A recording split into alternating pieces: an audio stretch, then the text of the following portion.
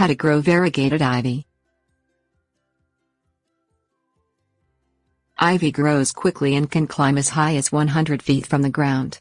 Ivies can be found on all the major continents of the planet and are used primarily as decorative plants to cover bare tree trunks and unsightly walls.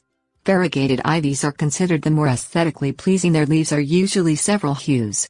This is actually due to a lack of chlorophyll in the leaves and can make growing them a little more difficult than non-variegated ivies. For that reason, here is an instructional guide on how to grow variegated ivy. Things you will need: loam, sphagnum peat moss, sand, ceramic pot with drains, paper towels, water, 15-15-15 NPK fertilizer, garden shears, ivy cuttings. Growing variegated ivy. Begin by obtaining a young ivy plant cutting from a friend or nursery. Ivies don't grow well from seeds, and seeds are not typically sold in stores. Be sure to get a new length of ivy creeper at least 4 inches long with many large leaves. Make the cut with a clean set of garden shears and place the cut stalk in water immediately afterward. Pour equal measures of loam, sphagnum peat moss, and clean sand into a new ceramic pot and mix them thoroughly.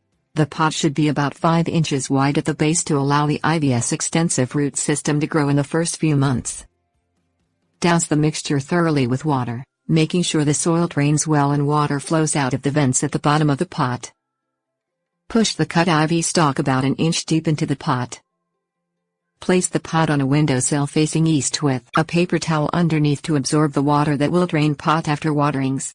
An average ivy should receive about 4 hours of direct sunlight each day, but a variegated ivy will need more, so leave it permanently on the windowsill.